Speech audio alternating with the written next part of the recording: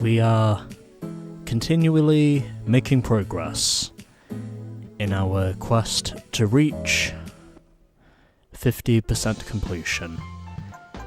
And now we will get through part 2 of the 1 lap magic runs.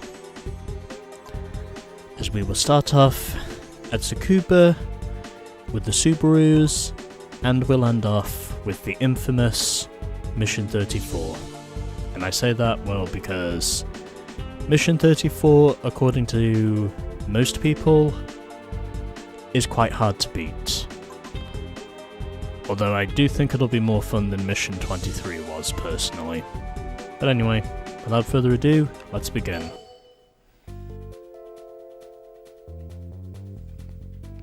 And here we are now at Tsukuba for Mission 30. And where I think this one will be not too hard for us to get through once we get everything worked out. But we've got to catch the Subaru 360.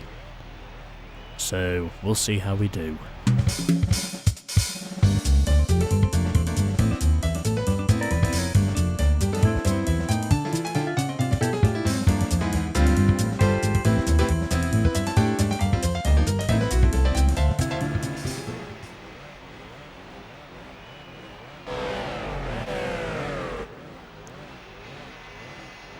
Okay, here we go.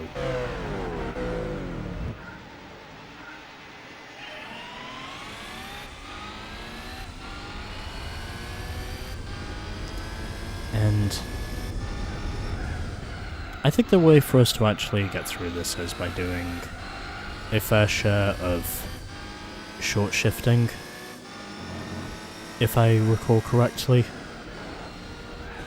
Because some cars do actually go faster with short shifting. I'm convinced in saying this is another one of those cases, from what I can see.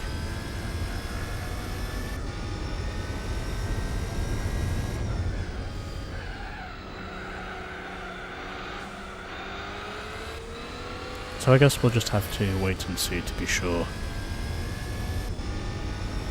Because after all, this is a rally car.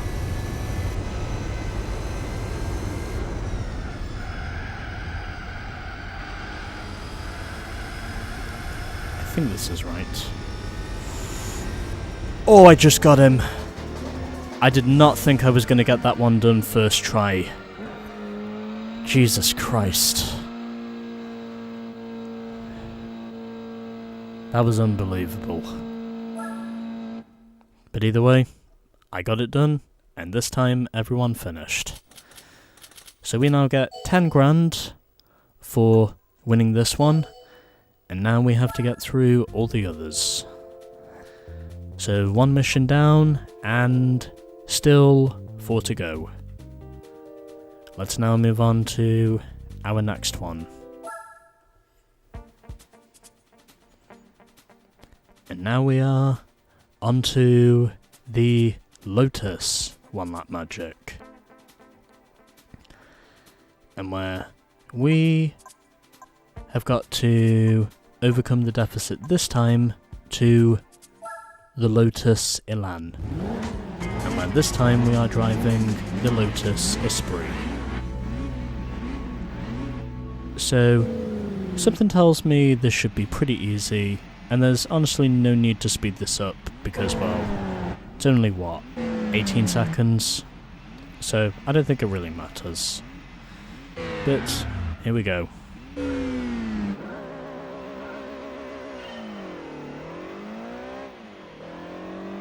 As we now begin.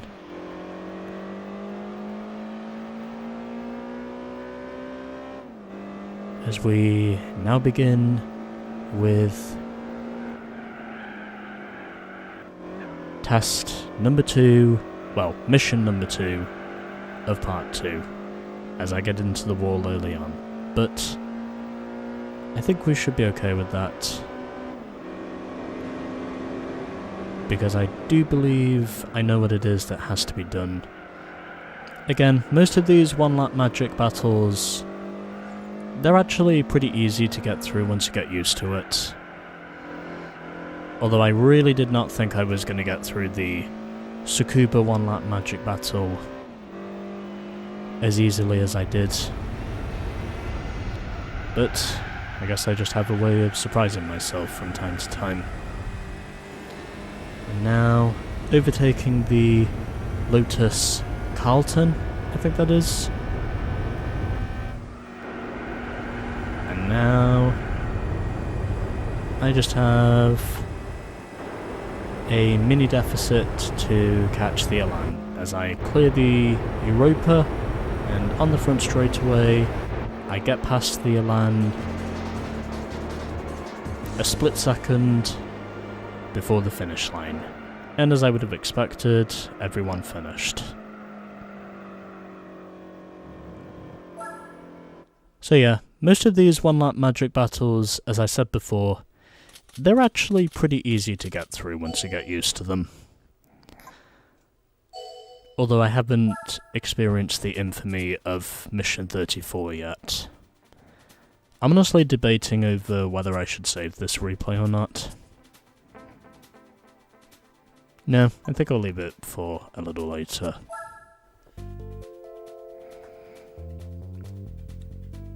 So we are now at Seattle for the third to last mission of this game. And this one is my personal favourite because we will be driving the Ford GT. And where we have to overcome a 25-second deficit to catch the Ford Taurus SHO, who leads the field. And right before me is the Group B hero himself, the Ford RS200. Also got two Mustangs and a Cougar involved in this as well, because, well, the Mercury Cougar, it's basically a Ford Cougar. So, here we go.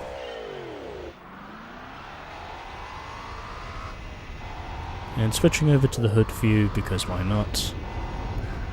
Also, because we're on the reverse circuit here, well, I do have to be careful when it comes to picking my passing spots.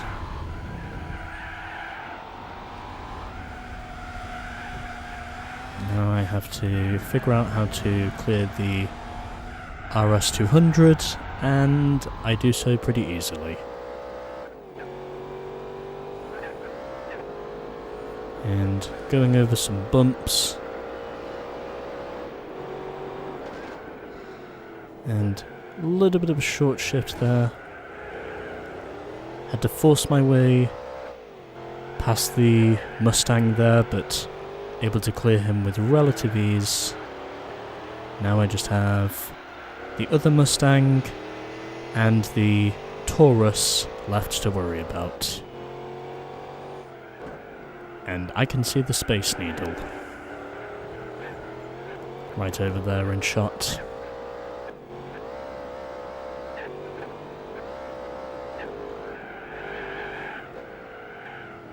And that's a wall.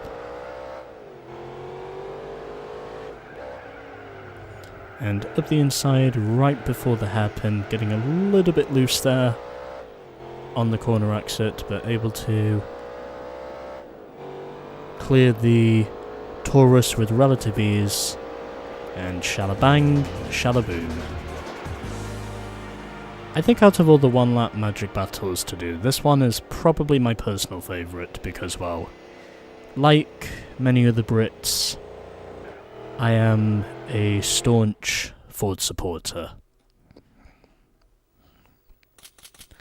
And if there's one thing I can assure you that we Brits love, it's a Ford. And for want of a better phrase, I honestly love the Ford GT so much that I might as well save a replay with one in it. Because I figured you would more or less know it's me, because it's a Ford GT.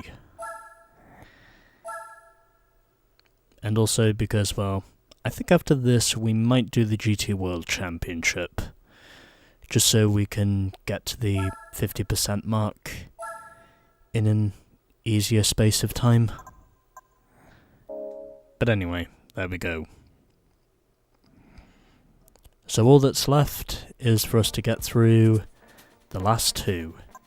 Now let's head over to our penultimate mission.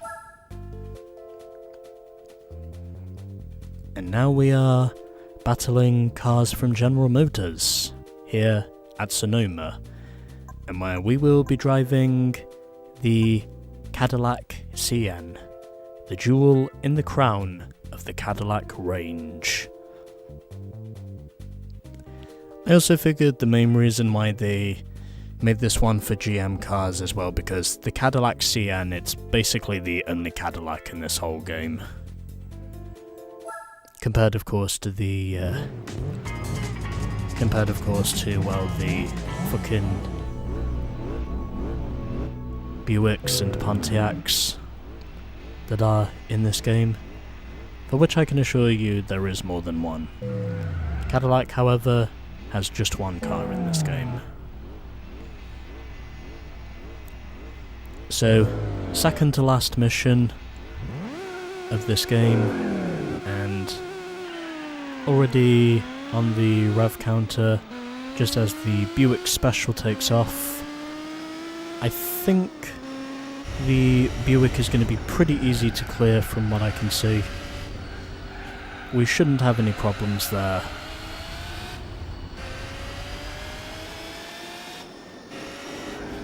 Again, as I said before, most of these one-lap magic missions, they're pretty easy to clear once you get used to them. They're actually not too hard to do.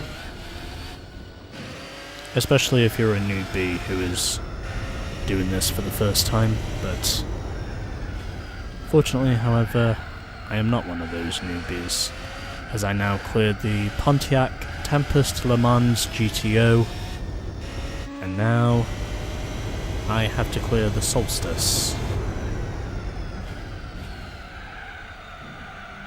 Obviously my car is faster, a little bit wide there on that corner exit, but still able to more or less keep the car in bounds.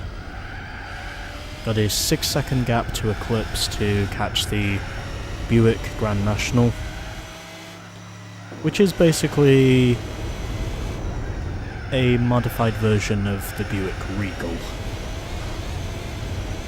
And it is fair to say that the Buick Grand National would go on to be an automotive icon. And believe it or not, there was also one time where Buick did actually supply engines for the Indianapolis 500. Yes, there were actually teams who did use engines that were built by Buick at one time. That is actually a true fact. But either way, another one is done pretty easily, and now it's time for us to get on with the hardest of the bunch at the Nürburgring. I can guarantee you there are definitely going to be some errors, but let's get on with it. As I beat 2 Buicks and 3 Pontiacs. Let's now head over to the Nürburgring. And so here we are. It is now time for the infamous Mission 34, where we have got to overcome a 2-minute deficit in order to catch the Mercedes 300 SL. But because we're actually going through corners, I do reckon this will be more fun than Mission 23 was. So, in all honesty, I do believe it's possible, because I did do this once before in spite of some errors I made. But either way, let's go with what will probably be the Mission of Infamy, as I have a virtual 2-minute gap to close up to catch the Merc 300 SL. So, yeah, time now to speed this up.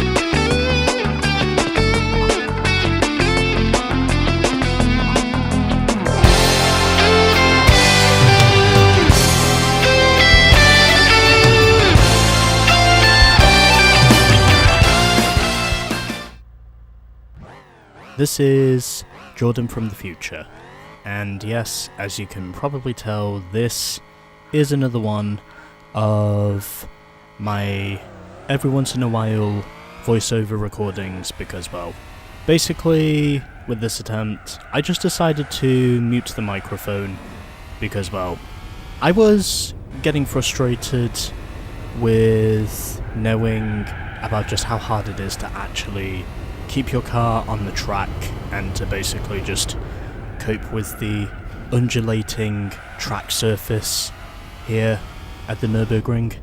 And you can probably tell why exactly a lot of people do refer to this place as the Green Hell. And as I said before, it's not just because of all the greenery and the trees, but it's also because of just the staggering amount of low speed as well as high speed corners that you just have to somehow find the copium to surgically work your way through, and to basically hope that for most of the lap at least, you can at least put together an attempt that's adequate. Because if there is one thing I can guarantee you need to do for this mission, it's that you need to limit your mistakes. And if you can manage to avoid hitting the walls as well for most of the lap, which I can guarantee is very easy to do around some of these corners with my hundreds if not thousands of laps driven around the Nürburgring North Loop. It definitely gives you plenty of corners which basically will bite you like a rattlesnake. And as I said before, this course is basically to Germany what Mount Panorama essentially is to Australia, where if you basically get it wrong in one of the corners, then this course will definitely grab you. It will basically grab you so suddenly that in certain corners it's almost impossible to recover from your mistakes, unless you can manage to somehow keep the car on track long enough to actually put together the run. And well, since you are driving a Merc SLR McLaren around this place, because you're literally driving a supercar, it is almost impossible to put together a run around here without going into the wall or the fence, even once around this place, before you manage to get it right. It will take a while for you to fully get adjusted to the speed of the SLR McLaren, because as I said before, it is of course a supercar, and you definitely have to deal with plenty of undulating characteristics with not only the course layout itself, but also with the car. You really have just got to give yourself time to fully adjust yourself to the ever-changing mannerisms of both the Nürburgring and also this car in particular, which will definitely give you your fair share of thrills and spills before you manage to pass this, especially if you are a beginner. And as I said before, There were a few mistakes that I made, but fortunately, most of the mistakes I made were minor, and on this attempt at least, without totally putting myself in the shit, I did at least manage to put together an appeasable run to the point of where it was at least worth it for me to pretty much dissuade myself from making the major mistakes for most of the run. And if you can manage to limit your penalties during the lap as well, say for example 1, maybe even 2 penalties if you're really lucky, I would say 1 penalty at best, which is precisely what I got during the run, as you'll find out in a bit. You basically do have to make sure that you limit your mistakes as much as possible. Try to keep the car on track as much as you can, and there will also be certain corners that will give you oversteer, but just stay relaxed, and if you know the car well enough, then you should be able to save it, which is ironically what I did a few times and why I was eventually able to succeed with this run the way I did. I will admit, this mission, it's definitely a serious challenge, but I do believe you can still have fun with it, as long as you're able to become more adaptable to the course layout all around you. And also, if you're able to keep your car on the track for long enough, then you should be able to put together a promising run. You might come up short a few times before you actually pull it off, because, well, I did actually come up short on one of my previous attempts because of mistakes I made. But I just told myself to be about as calm as a clam, and eventually, once I really started to just put together the run without breaking too much of the crockery, I was able to put together a run that somehow, some way, did help me to pass. And yes, as I said before, mistakes were made, but I did somehow manage to make up for those mistakes. And the Nürburgring, it'll definitely bite you a few times before you get it right. I can guarantee that. So as I said before, just stay calm, get used to the course layout. If it takes you a few hours to get there, then that's also fine. But you basically just need to learn the characteristics of the car as much as you do the course, and then if you get it right, then eventually the course as well as the car will treat you kindly enough to put together the run that will help you to succeed. And that's precisely what I did with this run. Okay? Thank you for paying attention to my voiceover, and now back to the video.